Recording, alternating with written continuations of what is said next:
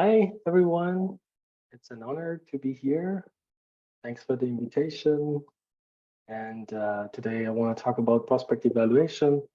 This is the state of art. So that means that it gives you some ideas and some methodologies, and one could apply it in different fields. I start with a little bit of introduction about our company, Allsafe. Allsafe is a middle-sized company with production lines in south of Germany, in Engen, where I am sitting, which is a small town near the gorgeous Bodensee, and we have another production line in Berlin area in north. So we have some offices in Germany, France, Great Britain, Netherlands, Austria, Poland, Switzerland, Japan, and also Australia. And what we produce, our core skill is securing of goods in trucks, of persons or people in car transporters, and securing of buildings in aircraft. So that's why we have some big companies, car companies, and aerospace companies as our partners. And some facts and figures about Allsafe. 237 employees from 24 countries, about 19,000 square meter production and office space, about 18 million turnover in 2022.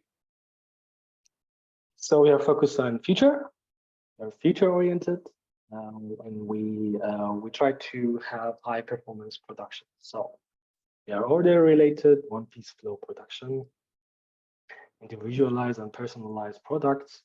We have mainly 5 product groups in 10,000 variants, namely, as the pictures below show, custom blocking elements. These are the elements which stop movement of the goods vertically. You have custom tracks which are installed on the ground, and fittings which are attached to, for example, custom tracks, and connect to the straps and nets, which are our other product groups. So we are ready for dispatch within 24 hours. So if the order comes, we can deliver after 24 hours. We are a safety made in Germany. Some of our customers' surplus values are we plan ahead, optimize logistics to secure values. We have some online portal, which is called Allsafe24, and an app, which takes care of customizing and ordering products online. And our business segment belong to consulting, design, product and process development, production, and repair services. And our customer segments are mainly from transportation industry and original equipment and manufacturer industry, truck body builders, the companies which build, which buy our instruments and make and buy the car from for a car producer and make a whole L cover, for example, a whole truck with all the secure elements in it. Trade companies where they buy our stuff and resell it. And we have also end customers, business to business customers. And we have automotive industry and aerospace as our big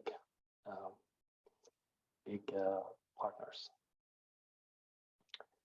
So about me, a little bit of me. So I'm Mohammad Kashani, colleagues call me Moha. I did my PhD in experimental physics, and I was researcher for more than 10 years dealing with experimental data. And since November 2021, I'm a data scientist working with Allsafe.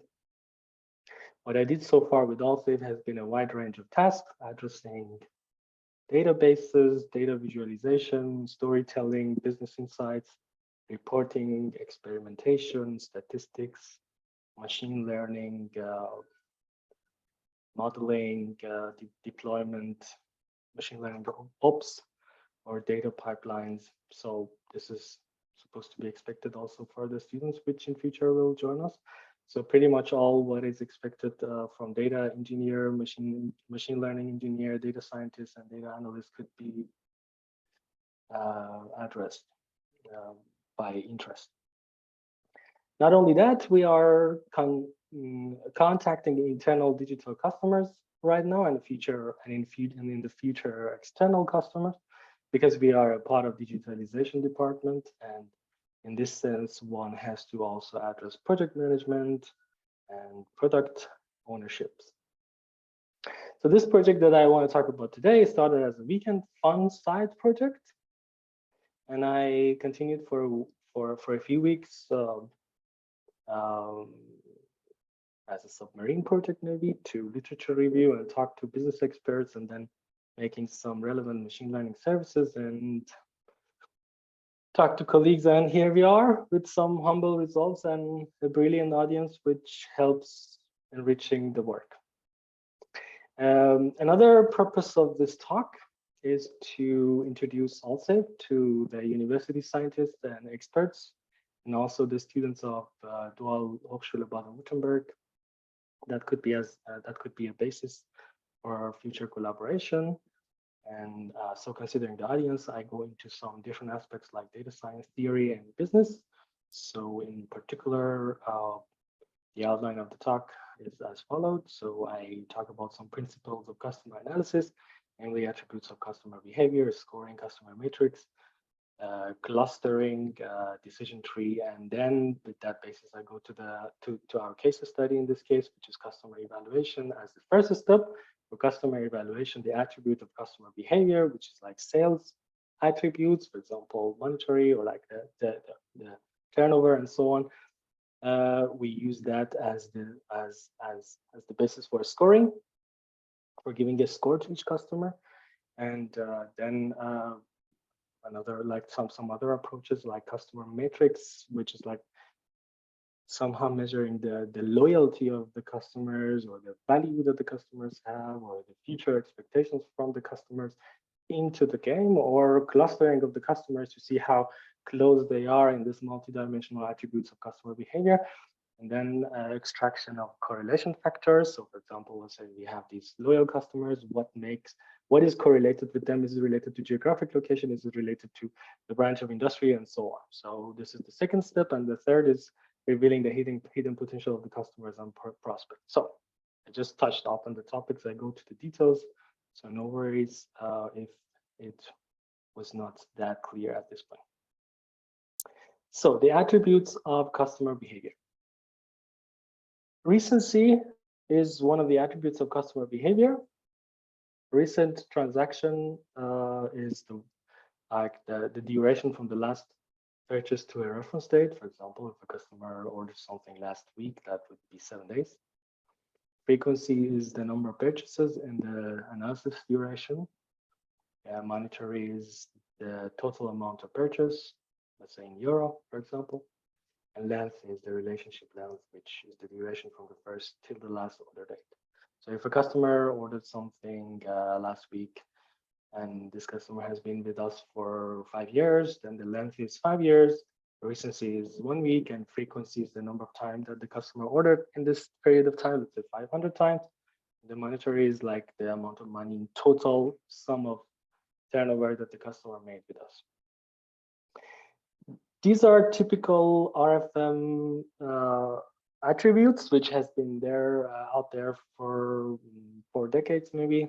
And I want to add 2 new attributes to this matrix, and that would be expectation. I call it E, and that would be the forecast of monetary or the Umsatz or the turnover for the next calendar period, and predictability is the uncertainty of time series analysis in percentage. So, for example, I go to the next slide, and here I can explain better a bit.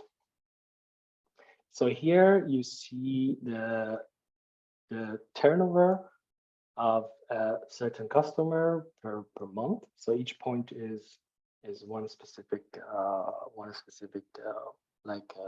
month.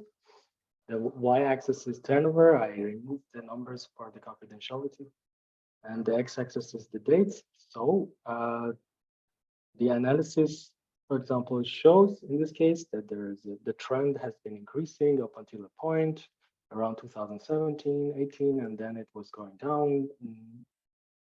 And around the Corona time, actually, our business has has actually slightly increased with this partner. And this plot, sorry, problem with the mouse. So here the fluctuations are extracted below. So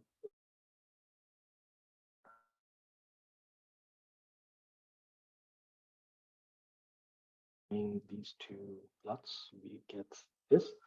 So you see the solid line is the best guess, and the shadowed area is the uncertainty area. So most of the plots are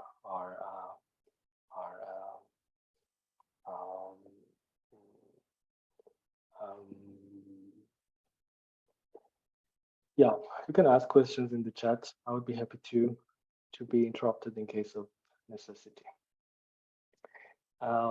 Yeah, so you see that the model is working very well. So most of the points are covered. And so the attributes of this kind of analysis is used as the attributes of customer behavior. So back to this slide. We have now some attributes, or let's say in this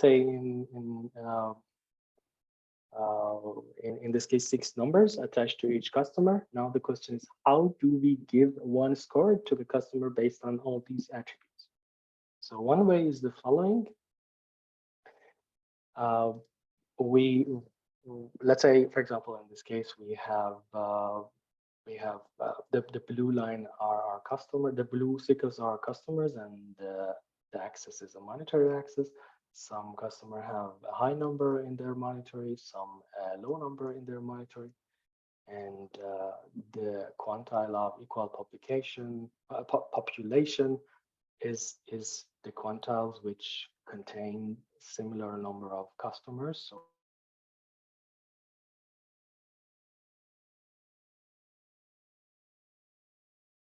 right side. So in this approach, the customers at the left side takes a lower grade, and the one above or at the right side, they get a higher grade. And another approach, quantile of mean values. So there, the dashed line at the right side is at the position of the mean value. So it's like sum of all monetaries divided by the number of them, the average value, and there all the customers below this line get a low grade, and above that line get a high grade. So these are so now we can attribute a grade to each of the quantiles, and then so we can somehow combine these grades of these different attributes to give one score to each customer based on all the attributes. So in this case, the example is RFM standard scoring. Here is the basis is by the quantiles of equal population.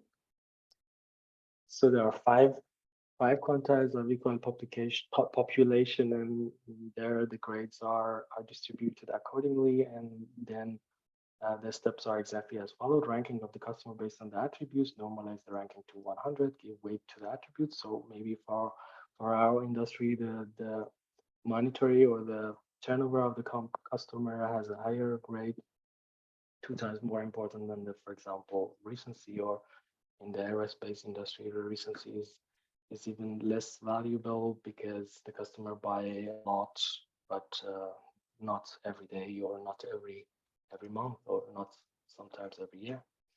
So depending on the branch of industry or the branch of group of customer that is analyzed, so these weights could be different, and the sum of the grades for each of the attributes, like the sum of the grades from each attributes with the weight could be normalized to 5, and then in this case, for example, normally and typically the scores above 4.5 are called top customers. Here in our case, this is the right pie plot is actually our real data.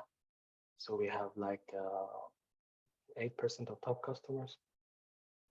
So scores between 5 and 4 between 4 and 4.5 are high value customers, 4 and 3 medium value customers, 3 and 1.6 low value customers, and below 1.6 are lost customers. In our case, about 30% of our customers. So this review paper, which is mentioned below, is something to look into if you're interested. So another way of scoring the customer is to assign not a certain final score number to the customer, but rather a category based on the position of that customer in the metrics, metrics of value. So I summarize these two papers from 1998 at the left side and 2004 at the right side. In this case, customer value is extracted by the monetary and frequency of the customer sales behavior. The value of the customer is assigned to best when the monetary and frequency are both high. So if the customer is buying very often from us something and with a high money or turnover, then that's the best customer. If the customer is coming to us not so often but spending so much money, then that would be spender. And if the customer is coming frequently but with a low monetary, then that's called frequent. And in case of low monetary, low frequency, that would be uncertain. So it's not so clear what the customer is doing. And the other one is called customer loyalty metrics at right. So this measures not the value like the one at the left, but loyalty. So that means that how much are we sure that this customer is ours? How loyal is this customer? So if the customer is called core, that means that the length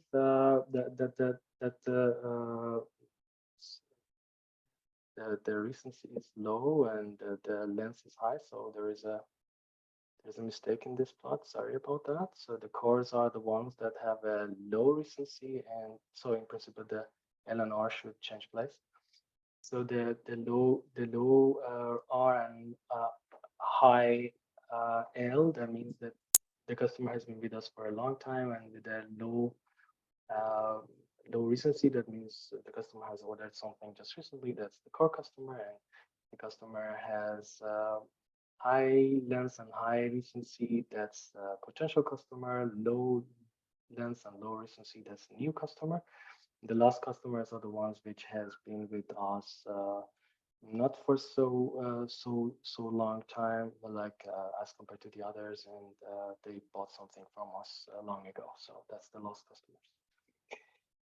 So this is about these two customer matrices, and if we combine these two with each other, then we come up with 16 different categories. So that would be like the best in combination with closed, new, potential, lost, spender in combination with the same, and so on. And this paper, which is from 2021, has summarized this.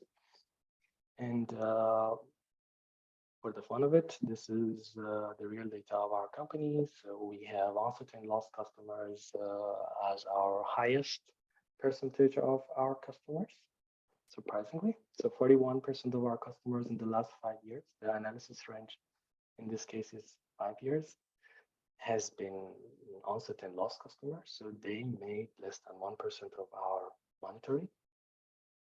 So the customer which newly joined us, but they're uncertain, meaning that they have no frequency and low monetary, but just recently bought something and they have been with us just recently. They are 25% of our customer. Less than 1% of our umsatz of our monetary was made by them. Low cost consuming customers are about 10%.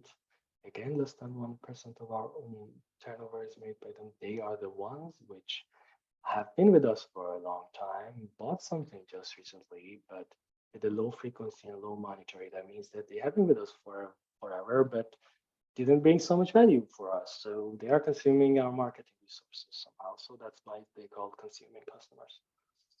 High frequency customer or core frequent customers are the one which have been with us for a long time, bought something just recently, and with a high frequency, but with a low monetary. So they are with us very often, but not bringing so much value for us. So they are core frequent.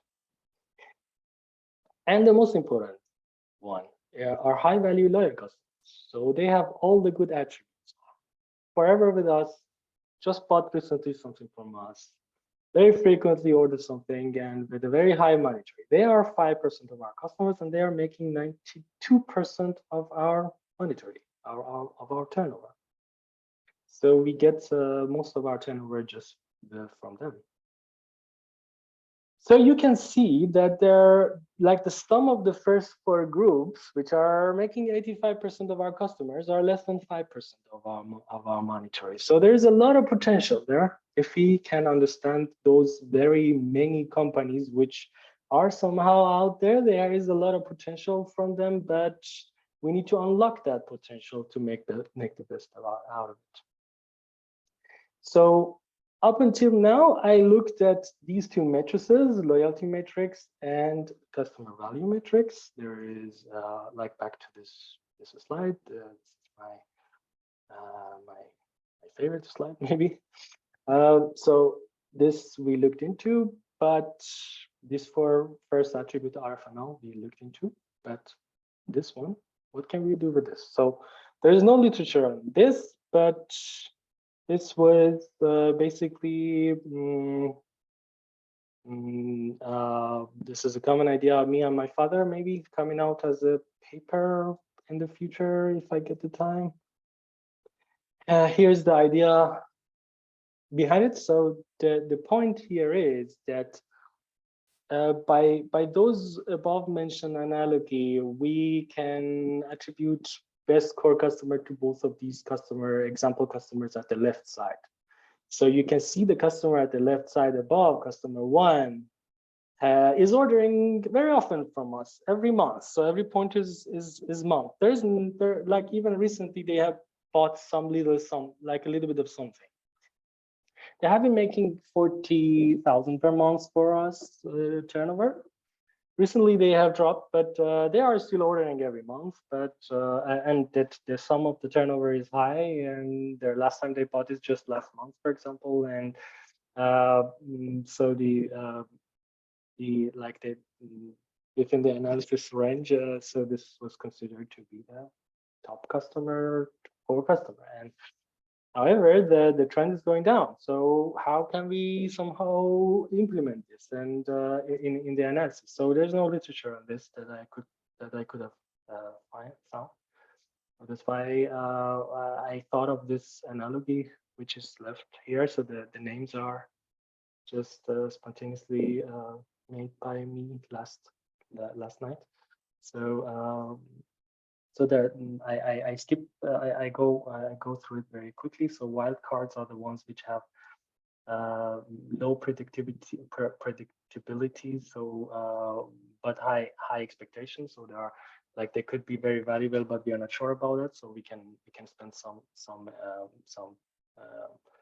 resources for marketing, but the reliable stars are the ones which are definitely increasing value, so and so on. So I don't want to spend so much time on this, so I skip it. There are two aspects of expectation, next year forecast, and predictability. How sure we are in this context. So back to this slide, we talked about the standard scoring and also customer matrix scoring. Another way of evaluating the customer is by clustering. So K-means is one way of clustering, is an unsupervised machine learning algorithm used to partition a data set into K clusters. So I go very quickly through this. Also, the K-means like if I tell to a K-mean algorithm that I want this data set at the left to be clustered with 3 clusters, then the outcome would be the one at the right side. And but the thing is, like, we need additional things, additional insights to decide how many clusters is the optimal number of clusters. That's why that's where Silhute or other methodologies, or elbow method, gap statistic method, BIC from mixture models come to play. Silhouette is my favorite. There, the basis is how close, like the algorithm goes through all the possible number of clusters. So let's start with like 1, and then 2, 3, 4, 5. Let's up until 20, 100. And the k-means tell us the actual clusters, and Silhouette give a grade based on how close are the member of each cluster and how far away are the centroids of each cluster from the other centroids. So this is how Silhouette decide which number is the highest number, the ratio wins this game.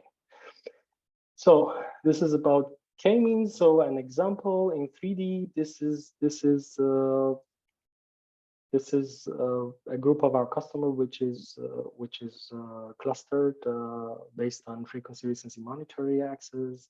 And you can see the green one, the green customer is one very exclusive one out there, and the black group are the ones which are having high value, and the blue one are the lost ones, and somehow yellow is somewhere in between. So the idea of k-mean is that we go to this n-dimensional attributes and see which customers are close to each other in these dimensions, and we can add a dimension. So in this case, I analyzed our customer in these 5-dimensional space: turnover, predictability, recency, frequency, monetary, and there I visualized it at the left only at recency, monetary, frequency.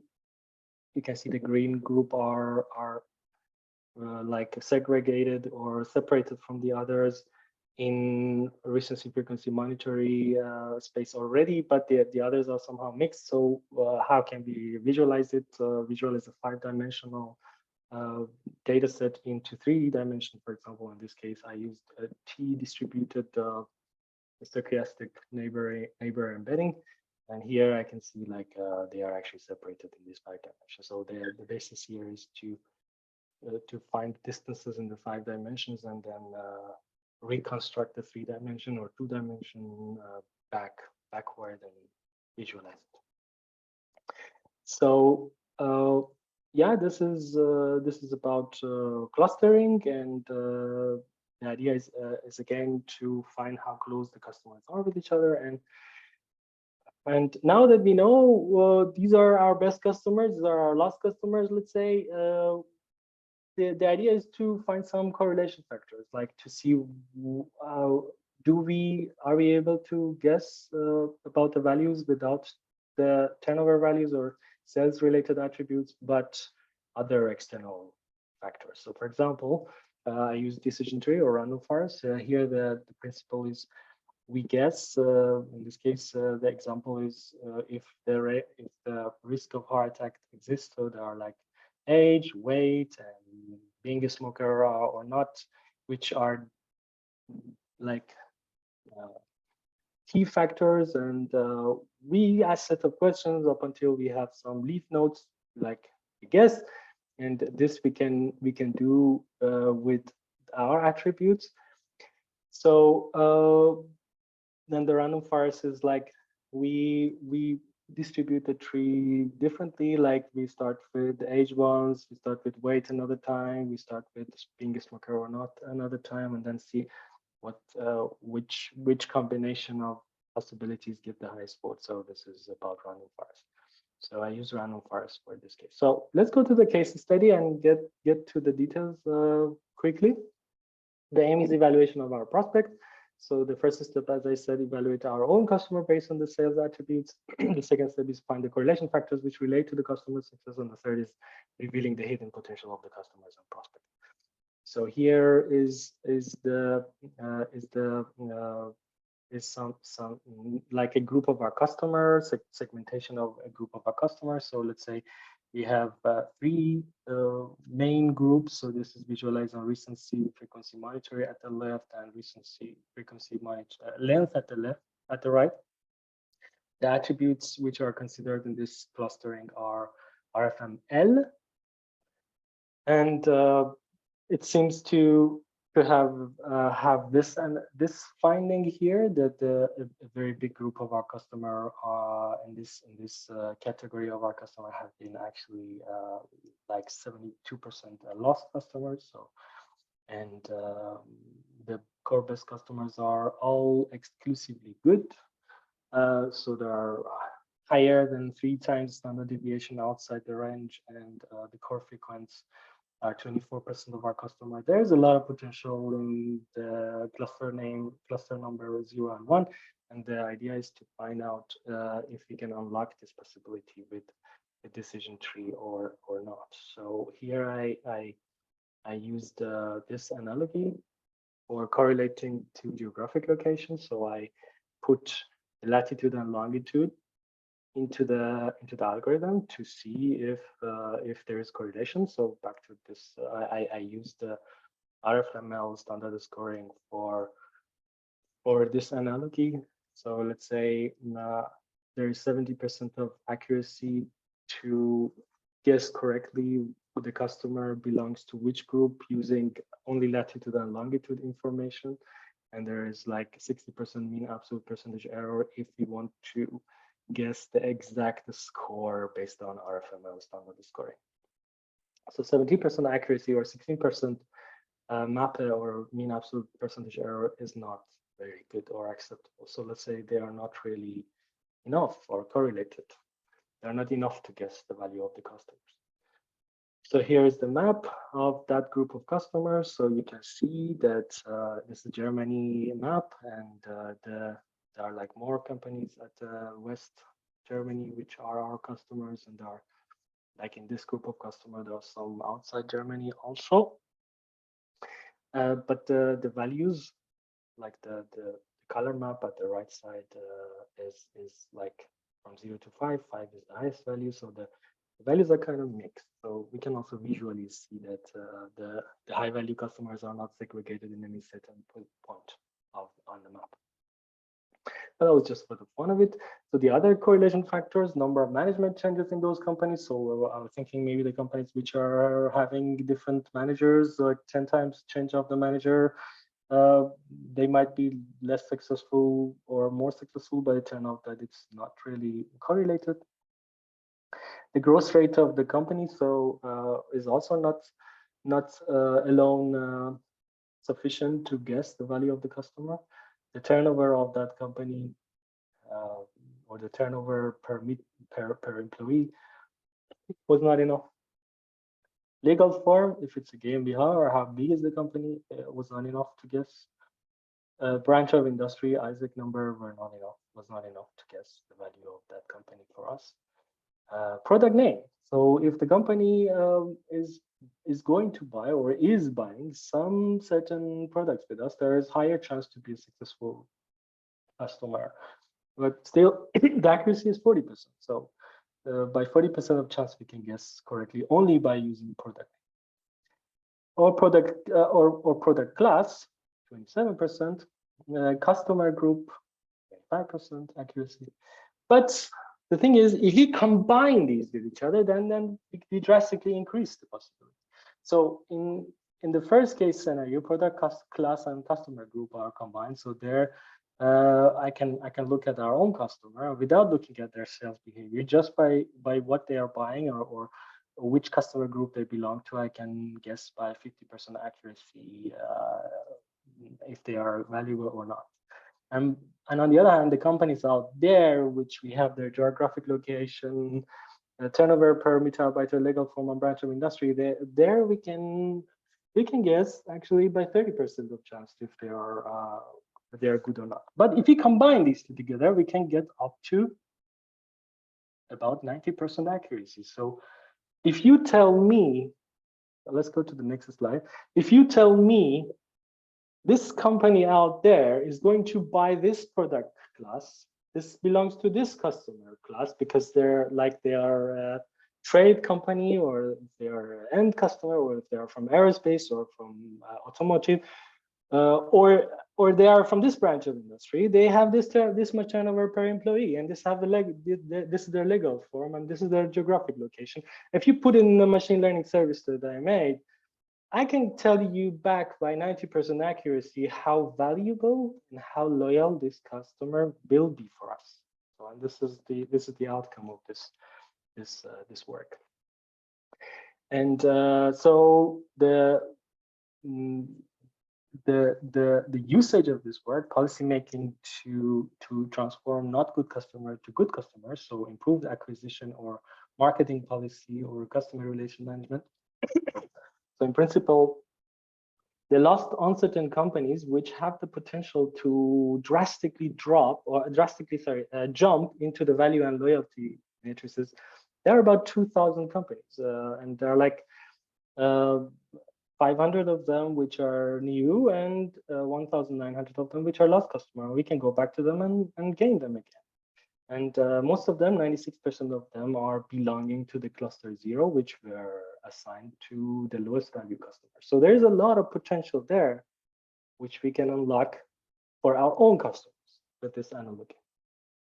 And the other one is to use the same analogy to unlock the potential of the prospect evaluation, the companies out there, which are, for example, lead per se is the companies which we know they are interesting, but we never got in contact with. So for them, the prediction accuracy is 30%. But if we contact them one time on the phone, ask them like, hey, we are here, what is the chance like you buy this and this product? And we can unlock this. Plus, if we can ask them from which branch of industry they are, or if we know it, or the sales guy, they know it, we can add them to the algorithm. And then by 90% accuracy, we can also predict the value of the prospects or the companies out there.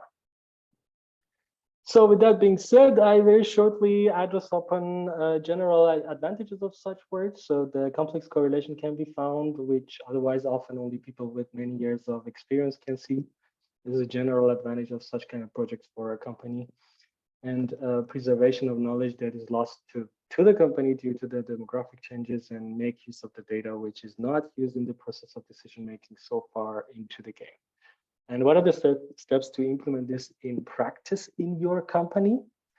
So I would say from the perspective of abstract work valuable, some people might be impressed, but if we want to bring it to the game, one needs to sit together with the whole team of marketing or sales and have like half a day workshop, for example, with a clear agenda, sit together, talk, explain, and discuss, and see how convinced the key account managers with years of experience and a lot of pride will be to use this in their daily work and consider it as something new to do. So with that being said, I thank you very much for listening, and I hope that this was clear enough, and I'm open for questions with pleasure. Yes, thank you very much, Ahmad. We have had 2 questions. The first one was from the very beginning of your talk. The question was, why would you need to normalize the ranking?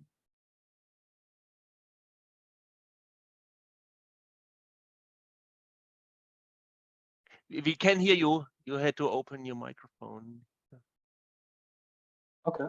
Yes, yeah, we hear you again. This is an approach to somehow smoothen the outliers. So, for example, in our company, we have a very big percentage of our revenue from the exclusively good customers. So they're like 0.3% in number of companies, but they make like 90-something% of our revenue. If we don't rank, if we don't scale by ranking, then they will get an exclusively high grade, and then the rest of the companies, which are like thousands of the companies, get a very low grade. And then when we put this in the clustering algorithm, or we put it in the next steps of this analogy, this would be considered or treated very closely. So that's not what we want. So technically, depending on the very application, depending on the demography of the data, depending on how is the distribution of your customers, one or the other approach is the best. So one has to, at the end, try both and see what's the outcome. So I would say for us, this so-called population quantile is the better approach, because if I don't do that, then I have like some 100 companies which get extremely high grade, and all the rest of the company, like some 1,000, some 8,000, 10,000, they get a very low grade. And then when it comes to the decision tree and random forest, then this would not really help. I hope this explanation was clear enough. Okay. The next question was, what do you consider as a good share of the customer group in a company? Slide 16. Go to slide 16.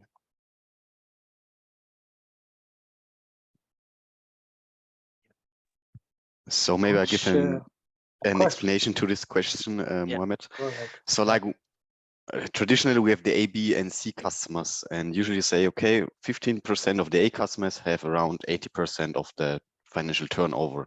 So is there a rule according to you for these customer groups as well, that maybe the high value loyal customers should have a specific share, and also the high frequency customers, etc.?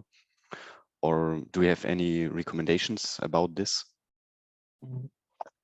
So I would say that there is no general answer for this question when it comes to all industries, all types of businesses.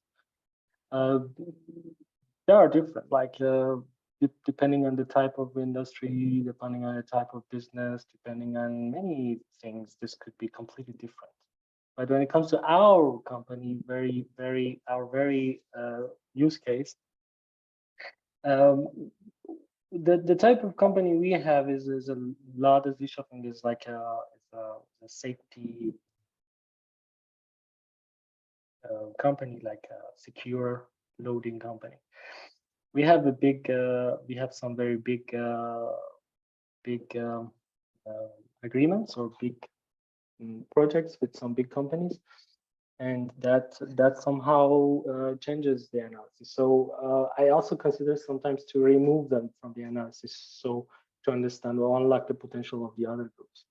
So I didn't hear any specific expectation from the market. So very often experts in sales and marketing work based on their gut feeling and look at it to see what happens. And we get some big contracts here and there, and that changes this ratio. Or based on the expertise we had in the past years, we changed in different directions, but we never disregarded the smaller businesses. So we are somehow one has to, like, I'm not a business expert, but somehow the business guys consider all the possibilities and go a little bit here and there in all directions to go. So I don't have any clear answer to this, because we don't have any clear answer to this, but it is how it is. So the question is, how can we make the best out of it to bring more values, or to unlock hidden values, or shed light to the points which no one has idea, or look into the big data of different corners where no one looked into, but our company is somehow working. We have turnover, we are increasing, we are getting some stuff done, but there's still so much potential to grow even further. So I hope this was clear enough. Okay, one additional question. Sure. Did you formulate specific strategies for each customer group? So like how to shift uncertain lost customers to maybe a high frequency customers, or is it that new that you didn't have the time so far to create strategies for these groups? This is a work which should be, this is a question which should be discussed with the marketing guys, and in principle that's not done yet. I know that you have some work done in this topic, and I follow you on LinkedIn, and this is an interesting question to look into. We still didn't do it, but of course there are like marketing campaigns which could be very specific for these groups, addressing their type of behavior or their type of business. So it's something to be done, I would say. That's a good point. Okay, thank you. Yeah, my pleasure. Okay, there are another question from Timo Philipp. If one feature for the prediction is a product class the customer buys, can you relate the prediction back to the product? For example, unloyal customers are all buying one specific product or product class. Is the product therefore bad? These are some different questions. So correlation, yes, it's possible. With random forest, one could unlock the importance, like it gives you how important each feature is. So if you put some different features into the algorithm, the Python library of random forest from there would tell you the importance of those factors, those correlation factors. The analogy is how much useful it was to consider this correlation factor for prediction, but that doesn't mean that this correlation factor is bringing a lot of values. So there is a little bit of fundamental difference. It's a little bit complicated to unlock or understand. It needs some trial and error, and it needs also some collaboration with the mark to really understand the meaning behind it. But of course, it's possible to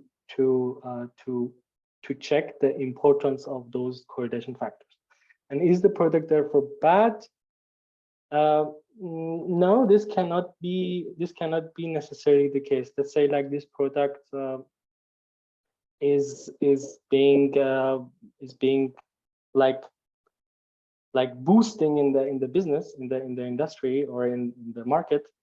So this could have to do with our marketing strategies. This could be somehow like the way that the marketing guys found their way through, or this could be because of like the big contracts we had in these cases. So the quality of the product could not be necessarily related. So this would be a bias if I directly conclude that the product is bad. So there could be so many reasons which make a correlation factor more important than the other, and being a bad product is just one of the assumptions which could be unlocked or understood by a little bit further analysis together with the insights from the market. So such kind of projects could not be